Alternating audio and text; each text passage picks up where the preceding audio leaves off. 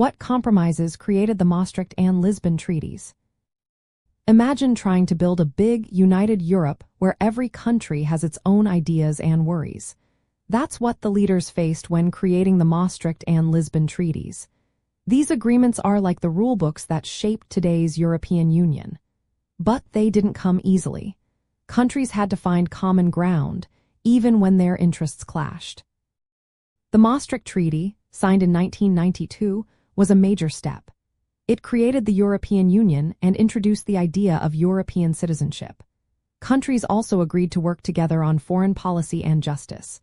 But making this happen meant some tough choices. France and Germany wanted a shared economy and a single currency, the euro. The United Kingdom was worried about losing control over its money and laws. So they negotiated an agreement that let the UK opt out of adopting the euro. That was a big compromise. Another challenge was how to organize decision-making. The treaty set up a three-part structure. One part focused on community policies like trade and the single market, managed by EU institutions. The other two parts covered foreign policy and justice, which stayed under the control of individual countries. This split was a way to reassure countries worried about losing sovereignty. The treaty also faced opposition from some countries. For example, France and Denmark had to hold second referendums because their citizens weren't sure about the changes. The UK initially opposed including social policies, so they got a special protocol to opt out. These compromises helped get the treaty approved but showed how delicate the balance was. Fast forward to the 2007 Lisbon Treaty. It aimed to fix problems after the rejection of the European Constitution.